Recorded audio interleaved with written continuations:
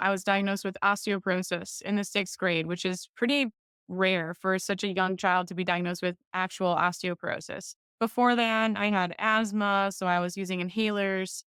And then I just continued to get sick. I ended up being diagnosed with over 10 autoimmune diseases. I had crust scleroderma, which was very advanced and life threatening. I was told I wouldn't live past 30 years old. I ended up with ulcerative colitis. I had celiac disease. I had Raynaud's. The worst thing I ever dealt with was a chronic C. diff infection that almost took my life. This was just a very dark season in my life, and I did feel hopeless for a bit there. There were times that I would pray for God to take me in my sleep because life was just miserable. Hello. Today we have a very special guest, Rebekah Heishman. Thank you so much for joining me, Rebekah, and sharing your remarkable story. So Thank you so much. for those of us that don't know you, can you kind of share a little bit about yourself? Yeah, so I am 31 years young, almost 32. And in May of 2019, I was almost at 69 pounds. And that's pretty crazy to think about. And so we can dig into that later, but I am now a full-time health coach, just spreading the message of hope. Um, I am very passionate about helping others and basically just speaking against the traditional medical establishments that share, so many things are uncurable. Food has nothing to do with it. I am here to share the truth. Wow. So you said you were at 69 pounds in May of 2019. Is that correct? Correct. And how old were you then? So that was 26 years old. And I think that there were seasons in my life where I was actually lighter weight than that, but that was my lowest recorded weight. I was in an emergency room and I was about to be hooked up to a feeding tube and remove my colon due to inflammation. So they were weighing me. And in that emergency room, I actually switched to a carnivore diet and I was able to gain 4 pounds in the emergency room until they released me. So that was really the beginning of my healing journey. Wow. That's incredible. And judge for those that are listening and not watching, her before and after photos are just, I mean, it's just truly an inspiration to the healing power of diet for sure. I mean, it's absolutely incredible to see where you were and where you are now. So let's go back to kind of what led up to 69 pounds in 2019. What kind of issues were you seeing prior to that led you to that? Honestly, my health issues started in sixth grade, to my knowledge. I was diagnosed with osteoporosis in the sixth grade, which is pretty rare for such a young child to be diagnosed with actual osteoporosis. Before that, I had asthma, so I was using inhalers. And then I just continued to get sick. My entire childhood, I remember being on antibiotics, at least for half of it. I was always getting sick. I would be kicked out of recess at school because I would turn red in the face. I didn't have a strong immune system, and I think it was largely due to all of the antibiotics. Just made it worse and worse. In seventh grade, I ran into severe mood disorders, ADHD, OCD, insomnia, depression, narcolepsy. I was put on benzopidines, Ambien, and Adderall, and I took those for 13 years.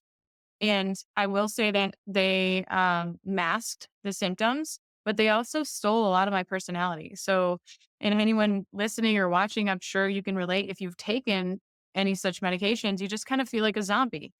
You go into autopilot. So I was taking speed during the day and I was knocking myself out at night. And on top of the Ambien and clonazepam, I was also taking NyQuil and Benadryl just to sleep at night. And I still didn't sleep well. Um, and then I ran into chronic pain right out of high school, actually, shortly before I graduated, but continued chronic pain out of high school. And then eventually I am full time in real estate. I was engaged at the time and I ran into these suffocation attacks where I couldn't breathe. My arms would be glued to my side. I couldn't unclench my fists. I would have to be taken to the emergency room where they would just tell me that it was anxiety. And that happened at least 6 or 7 times. And so it came to the point where I had to move back in with my parents. The engagement was broken off. And I decided, okay, I'm not taking these medications anymore because they're clearly not working. This is not, doing anything for my quality of life. So I want to get to the root of this, even if it kills me. I was determined. I was really miserable. So engagement fell apart. All my friends are in college. I'm at home with my parents. I was determined to figure out what is going on. So I started working with functional medicine doctors who diagnosed me with chronic Lyme disease, Addison's disease, Hashimoto's. Those were the first three that I was diagnosed with. And then it just continued to compile over the years. I ended up being diagnosed with over 10 autoimmune diseases. I will say that I think autoimmune diseases overlap. So, like fibromyalgia, that could have been misdiagnosed and that could actually be Hashimoto's. Fibromyalgia is a set of symptoms. But I had crust scleroderma, which was very advanced and life threatening. I was told I wouldn't live past 30 years old. I ended up with ulcerative colitis. I had celiac disease. I had Raynaud's. And the worst thing I ever dealt with was a chronic CDiff infection that almost took my life. And that's why I ended up at 69 pounds. CDiff is a bad bacteria that takes over the good bacteria in your gut. And with my history of so many antibiotics, just a weakened immune system and a weakened gut, definitely a permeated gut. I had leaky gut for sure. Um, I just couldn't fight it, and the C. diff was taking over, and so I took all of the antibiotics. It was actually 13 rounds of antibiotics that I was required to take before I was approved for a fecal transplant. I got 3 total fecal transplants, which Wow. are not cheap, and they didn't work. It kept coming back. It kept taking back over. So that is why they said, "We're just gonna have to hook you up to a feeding tube and remove your colon," because I was seriously inflamed. And so in that hospital visit, I just told the dietitian everything I've told you up until this point, and I said, "Please get me in touch with the chef in the kitchen. Allow me to do this carnivore diet because I really think there's something to it." And so that's what they did. I was throwing away the trays of carbohydrates that they were sending me and then ordering privately to the chef in the kitchen as many hard-boiled eggs, meat, and butter as they could send up. And that was shredded pork in that Wow. hospital. And so that's what I was eating. And sure enough, I was able to gain 4 pounds. My involuntary throwing up stopped. Blood in my stools stopped. Blood sugar stabilized. No need for glucagon shots or glucose tablets anymore. And my electrolytes stabilized. And so after 7 days, the doctor was told what I was actually doing. And she said, "Go home and do your weird all meat diet." And that's what I did. I just went back to where I was staying at the time and I had hope. I had a backbone again. I didn't know how I was going to work out everything I was going through at the time, but I knew it was going to work out. I had hope again. I knew that God was fighting for me, that He was with me. This was just a very dark season in my life, and I did feel hopeless for a bit there. There were times that I would pray for God to take me in my sleep because life was just miserable. I was no longer in contact with my family. They thought I had an eating disorder. So, um, that's just a little bit of my story. Not a little bit. Wow, that's incredible that you're even here today after all of that. I mean, that's if there's a story of inspiration and hope, yours is definitely at the top of the list. I can't imagine having gone through even just a few of those things. That's incredible. So, what actually led you to discover the carnivore diet? I mean, obviously, in the hospital, you'd already heard of it. Yep. So, where did you actually first hear of that? My good friend Danny Vega, he was more in like the ketogenic space for a while, but then he went carnivore before carnivore really blew up. And when I was first uncovering my autoimmune stuff and I was diagnosed with chronic Lyme disease and a couple of the autoimmune issues, and I was trying to figure out what to do to mitigate the symptoms. And so I was doing a high fat version of keto, which was helping to some degree, but I was still so miserable. And so Danny, he said, this carnivore diet works for people with autoimmune disease. Sometimes the avocado can cause issues for people. And, I heard what he said, but I didn't want to make any changes. I really liked my keto foods and keto ended up being an idol in my life. I became addicted to those keto treats, fat bombs, and I liked what I liked. I wanted to keep my routine. I didn't want to make any changes. And so I resisted for a long time, but then I did try carnivore eventually and I felt worse each time. It turns out I was getting severe histamine intolerance because I was trying mostly just beef, salt, and water. Mhm. Because that's what you hear everyone say, just do just beef, salt, and water. Well, the histamine was really getting to me and I felt even worse. So um, I just decided carnivore was not for me. But deep in my heart, I knew that it made sense. I knew that I was addicted to these keto treats. So I knew that was a problem. And so I did decide to give it one last shot and it worked. For me to see my blood sugar stabilize, my electrolytes stabilize, I was able to gain weight with or without histamine intolerance. It's worth it to stay on that track, right? So eventually I did try Mm. non-aged meat, and that was a total game changer for the histamine intolerance. And from there on out, it was pretty much a breeze because I was no longer having these reactions every time I ate food. Sometimes people will ask, how did you stay so strict? It's because I was able to live my life again. It's such a relief to not have blood in your stools anymore. That was so triggering. So I did just meat, salt, and water for a year, and then I very, very, very slowly reintroduced things like butter, egg yolks, whole eggs, and then eventually fruits, low oxalate vegetables. Awesome. Okay, so you gain 4 pounds in the hospital, and you get out of the hospital. Is essentially, is it just all carnivore diet after that? Yeah, 100%. I never looked back after that. Okay. And then you said you had histamine intolerance. I have that as well. So I'm interested to get your take on this.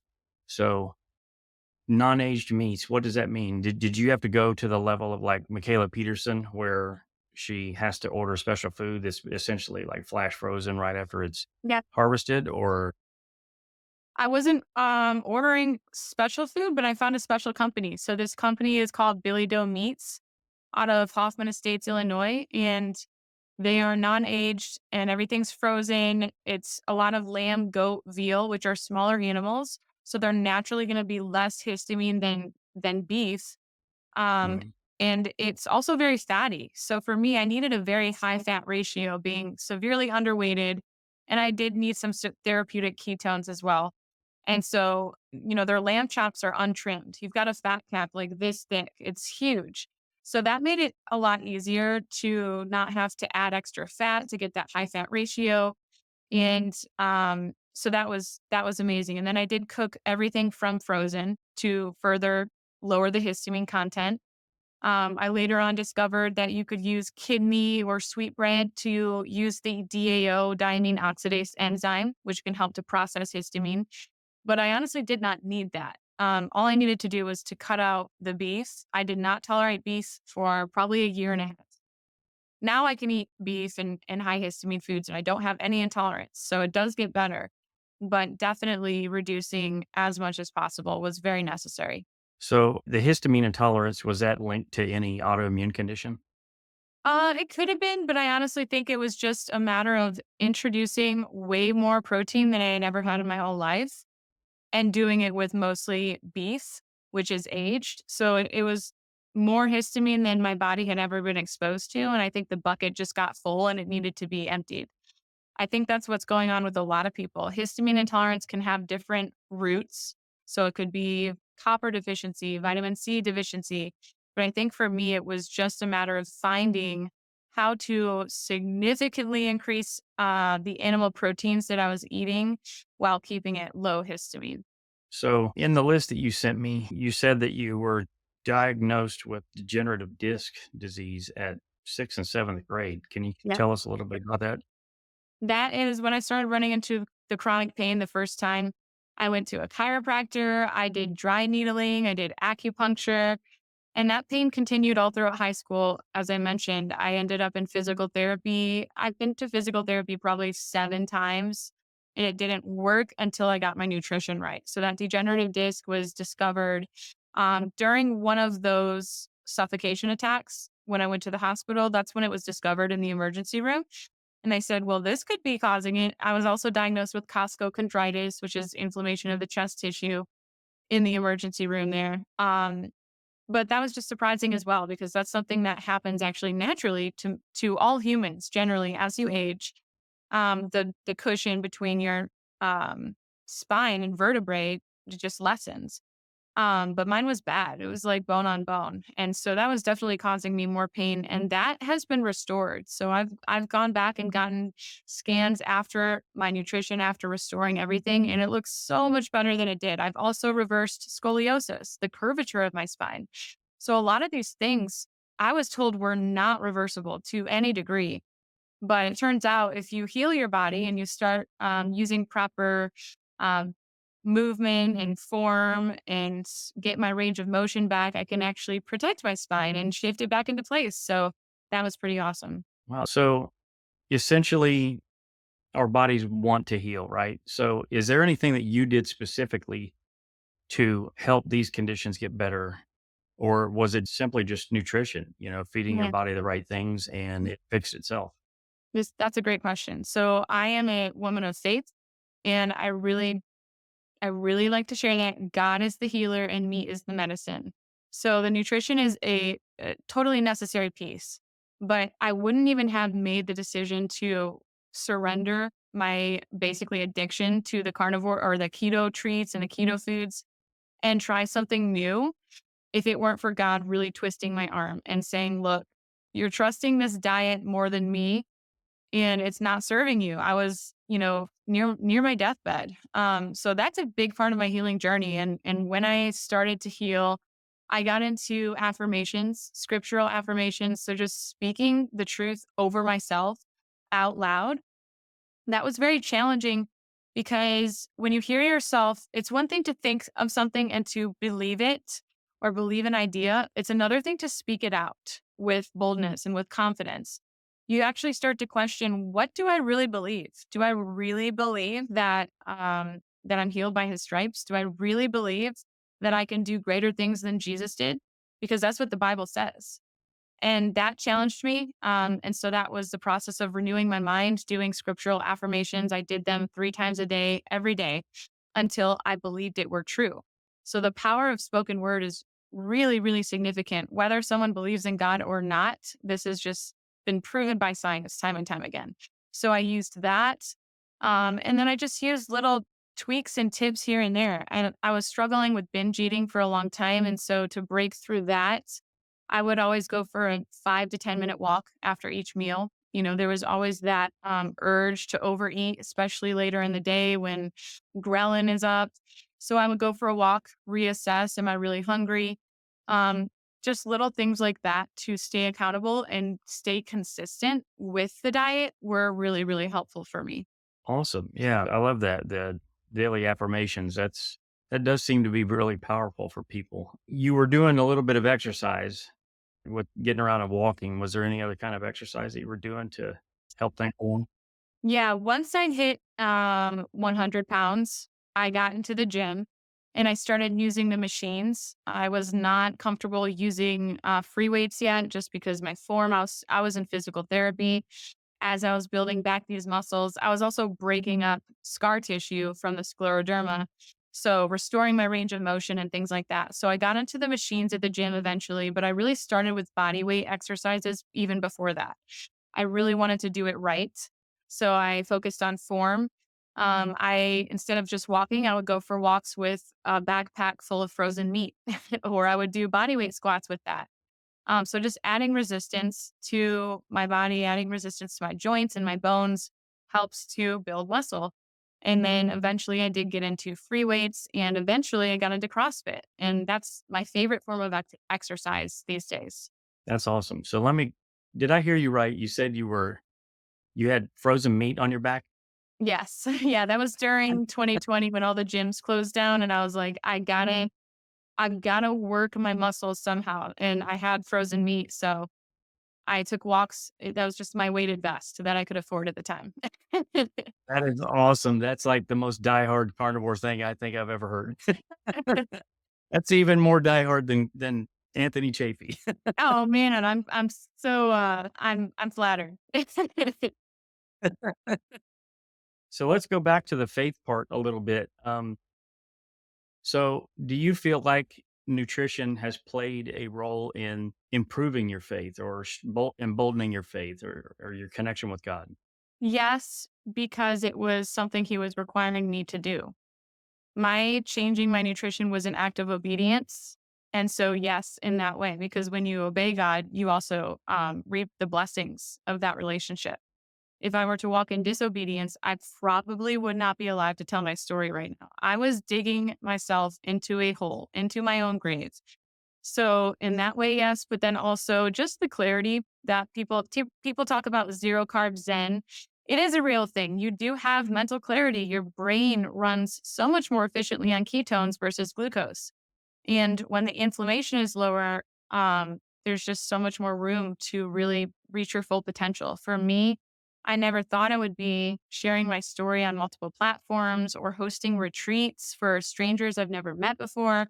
That's not the person that I was, but this is just my full potential. And I wouldn't have gotten here if I hadn't made those changes.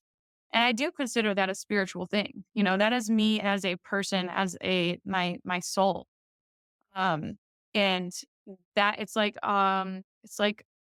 huge parts of my personality and my soul were unlocked when I started honoring my body, which is the temple of the Holy Ghost. And so once I released what was no longer serving me and started taking care of myself the way God was calling me to, yeah, that strengthened my relationship with God. And it just I have even more trust and dependence on him than I ever had before because I am walking now in faith instead of fear.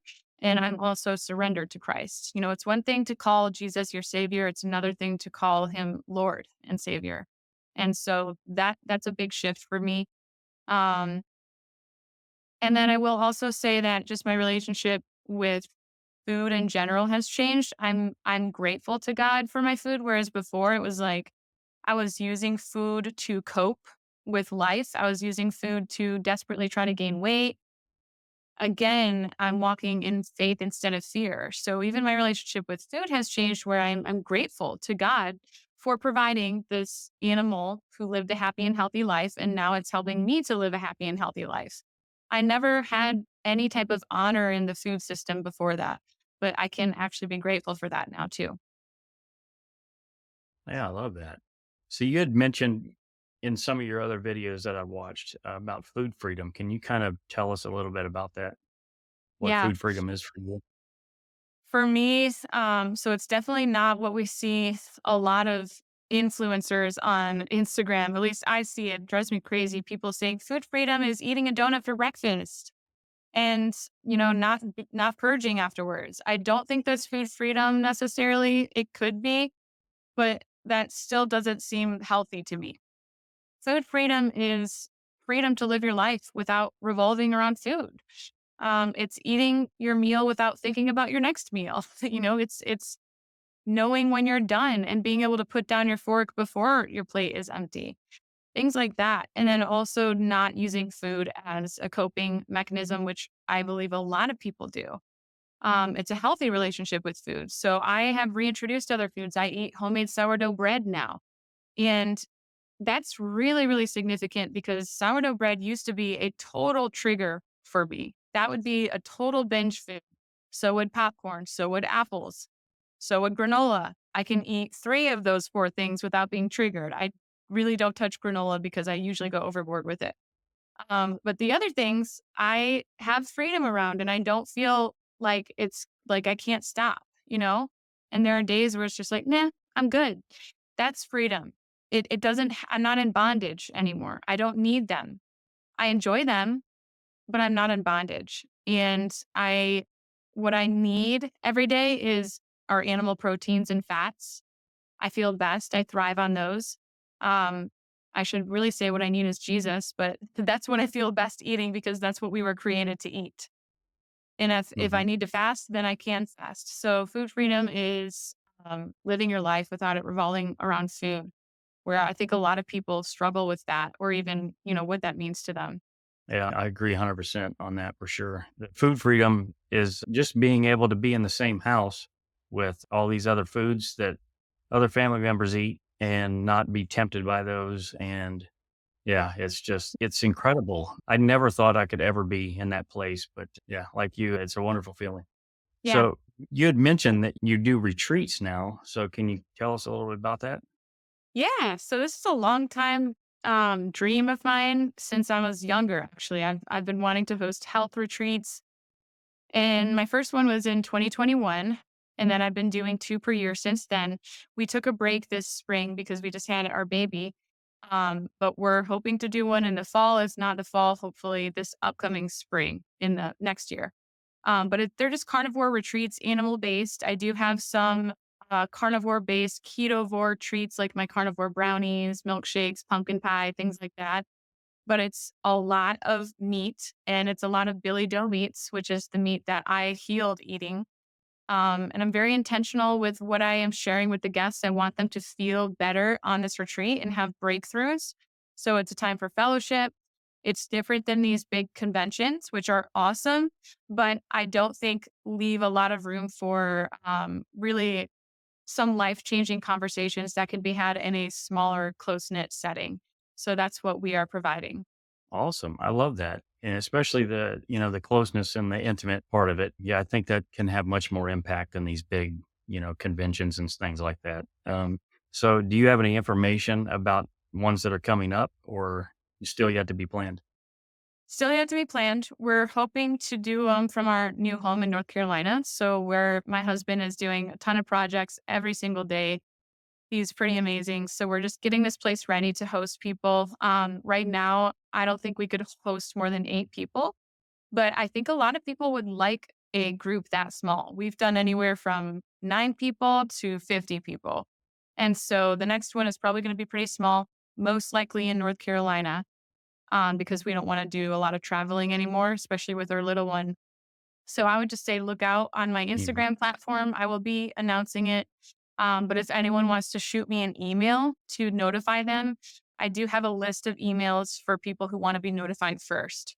So if anyone's interested, just email me, say, hey, please let me know when you're hosting another retreat, and then I'll give you a heads up. Very cool. So my next question is going to be in the area of being a health coach. But before that, I want to discuss with you. You had all these conditions. It looks like at least 25 conditions, diseases, autoimmune diseases, and illnesses. So do you have any of these currently? No, zero. All of it has Wow. been reversed with labs to confirm, including celiac. I had celiac tested with blood and biopsy, and I still have people challenge me, like, you must have not eaten enough. I have, like, it's reversed. It's a done deal. Um, and I'm so, so, so grateful for it. I also want to share that when I say reversed, I don't mean remission. So Hashimoto's, you should have zero antibodies, and that's what I have. Zero antibodies. That's not remission, it's reversed fully. That's incredible. That's totally amazing. And that's a testament to everything that you've gone through has led you to essentially help others in this coaching thing that you do. So can you tell us a little bit about that? Yeah. I set out to become a coach actually in 2017, shortly after I was diagnosed with chronic Lyme disease. I felt like God was telling me to become a health coach. And I was like, this doesn't make sense because I'm being told to get on disability and that I shouldn't expect to live past 30 years old and that I'll never have children. But I really felt him putting that on my heart. So I actually had business cards made and I just, started making posts online. And if you scroll back on my Instagram, you can see those. You can see the beginning. And I had to take a break for a long time because I went through everything I went through. It just got worse for a while there. But um, I did finally get my certifications in 2020. So shortly after that emergency room visit, I got into a safe place to continue healing. And that's when I got my certifications. I took out a personal loan to pay for that. And um, I had maybe 2 clients for the first 4 or 5 months, but I just continued to share my story and it turned into a full-time job. So that is my full-time job now. And I do one-on-one coaching because I really feel called to help the people who are in similar situations that I was, where you're being gaslighted by the medical community, maybe even your family and friends. You've tried all the things, you've probably spent most of your money and you feel hopeless. Well, I'm here to say that there is hope and that we are created to thrive. So I put an emphasis on supporting the body at a systemic level with food as medicine and then behavioral changes. I don't believe that God intended us to be popping 20 supplements per day. I don't think that biohacking is necessary. I think that nutrition and behaviors should be enough. Not to say supplements and biohacking are bad, but they shouldn't be necessary. And I think a lot of people are still trying to sell those. And so I just want to spread the message that it's not necessary. And I also offer unlimited coaching. So that means that I'm available to my clients in between calls. We'll have a call each week for an hour, but in between those calls, things are going to happen. If I'm working with people like I used to be, you're going to need support more than that sometimes. You're going to need some troubleshooting. Maybe you're having an anxiety attack. Maybe you need help with a recipe or your electrolytes are off. I'm going to be there to answer those questions. So that's another thing that I am really happy to offer to my clients because it's something that I wish I had when I went through everything that I went through. Yeah, I love that, especially the flexibility of being available for your clients in between meetings. I mean, that's huge for some people. Some people really do need that support, and Yeah. it's really awesome. You're doing that sort of thing. So we'll get into how everyone can contact Rebekah if they wish to seek her out for her coaching services towards the end here. But now I want to jump into, let's say, for instance, somebody is watching this and they have one of these conditions that you had or maybe Yeah. even another condition. Maybe they're severely obese or anything like that, and they're considering a carnivore diet. What recommendations would you give to them? I think for almost everyone, going high fat is going to be helpful. Almost everyone, because most people need to become fat adapted.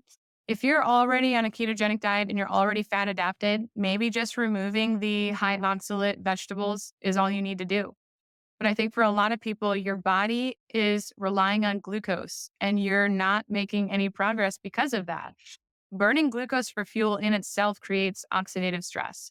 So if you could just become metabolically flexible and learn how to use fat for fuel, that could resolve so many issues. So I would say go high fat, make sure you're getting higher fat than protein. An easy way to do that is with lamb. Go for the fattiest cuts of meat that you can find. I also think that low histamine is a good approach for a lot of people. It might not be necessary, but I think histamine intolerance is huge. I see so many people struggling with diarrhea, heart palpitations, anxiety, skin rashes. All of those can be histamine. It not always is histamine, but it can be. So lower histamine could be very helpful. And that's just going to be less aged meat and smaller animals is mostly helpful. Cooking from frozen, get an air fryer, get a pressure cooker if you don't already have one. Those will save you a ton of time. Those are going to make it much more convenient. Um, and don't restrict. Even if you're someone who is obese, don't restrict.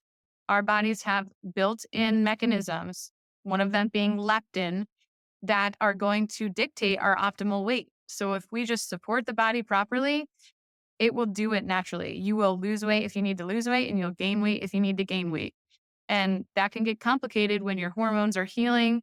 So it can be beneficial to track your macros, but it's not always necessary, especially when you're removing hyperpalatable foods, carbohydrates, things like that.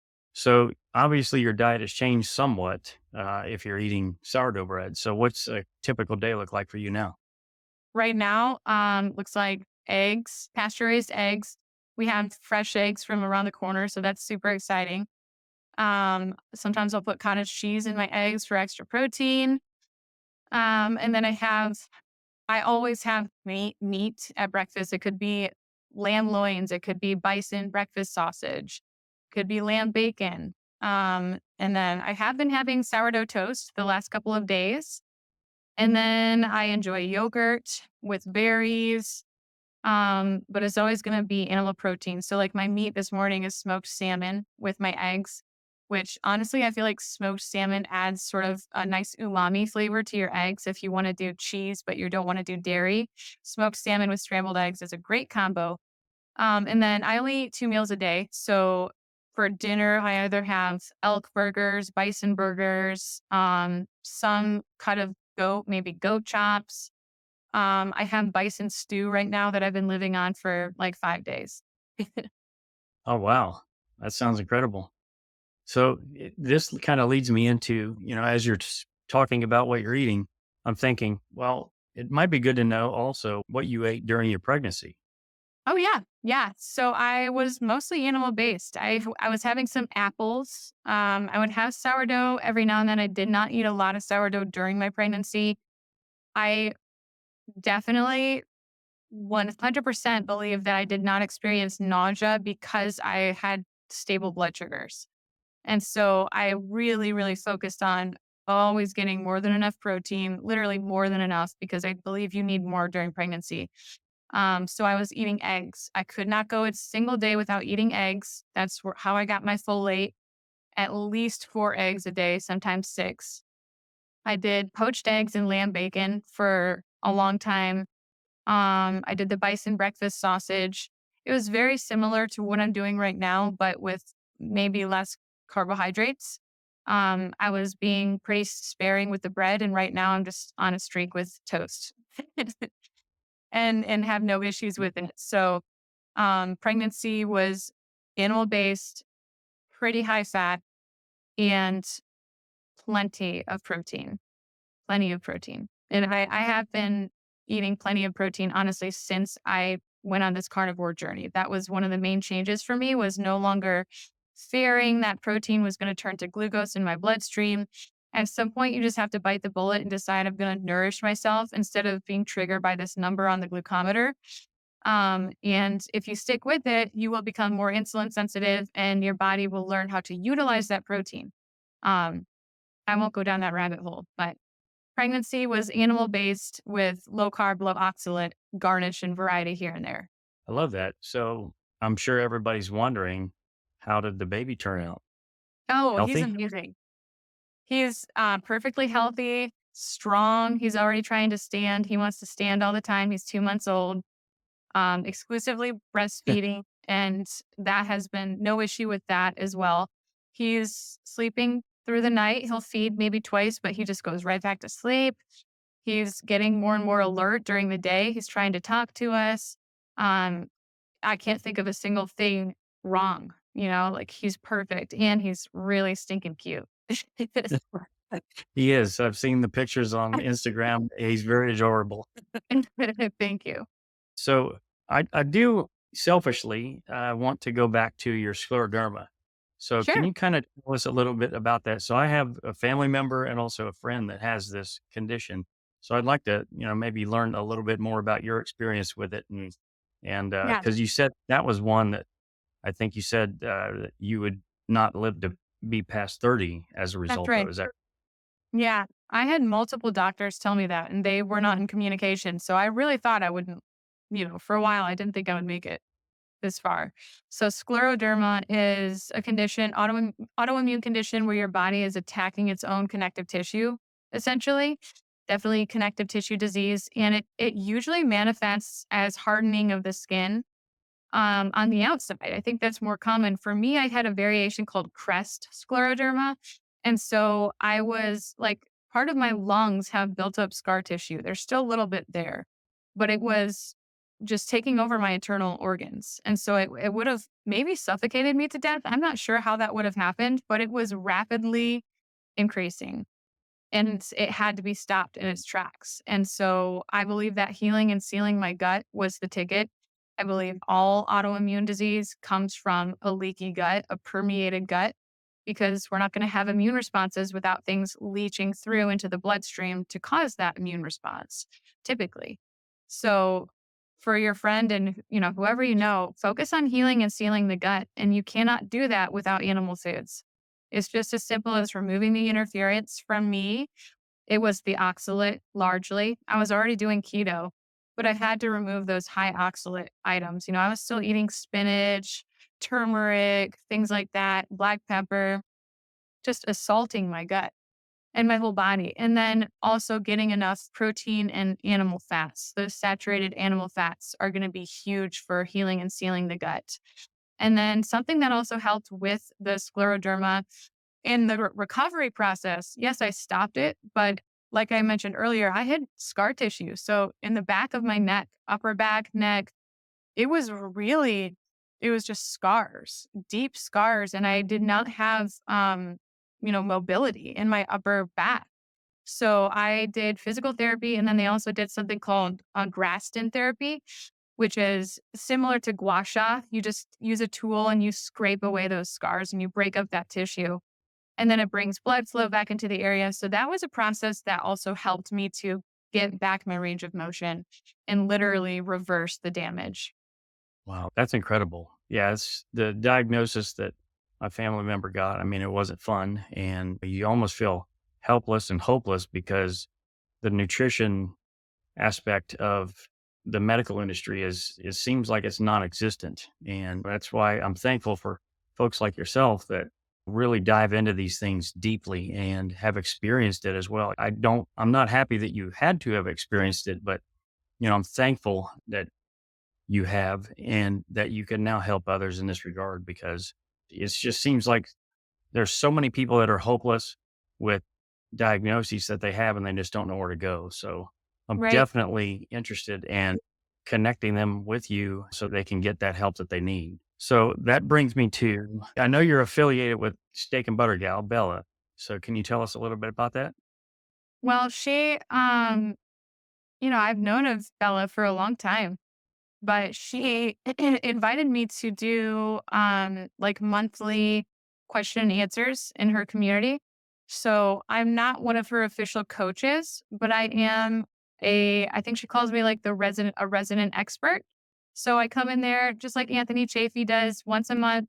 I take questions, I answer questions, and just hang out with the gang, and I love doing that. I really love answering questions and helping people to troubleshoot because I'm a one-on-one coach, but I can only take on so many clients at once, especially with the availability that I offer. And so being able to knock out 35 questions for people that could be life-changing is such an honor. She's had me teach on specific topics that people are interested in, like fat to protein ratio, histamine, iodine, things like that.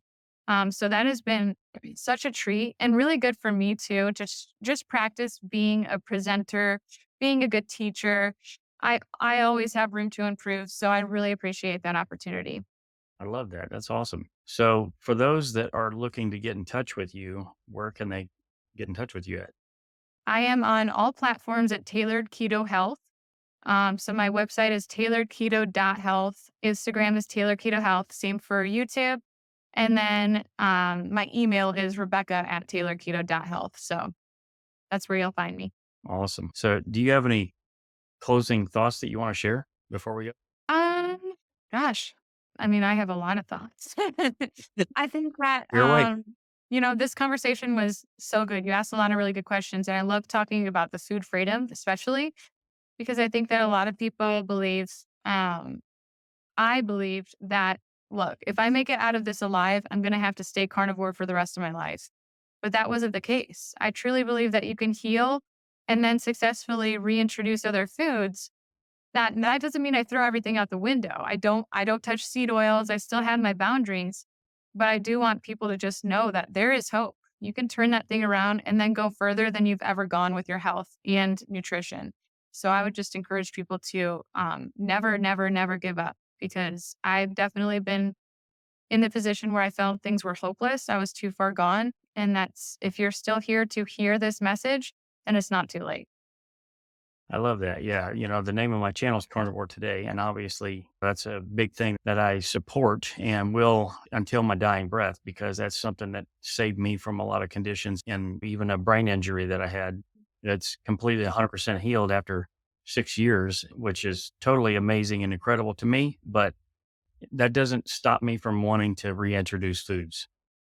Right. So right now, I'm having a histamine intolerance and trying to work through that. And hopefully one of these days I'll be able to reintroduce some things, but 95% of my diet in the future I can see is just going to be straight carnivore. So, Yeah, well, it's not so bad, at least it's not veganism, 'cause fatty right. meat is pretty delicious.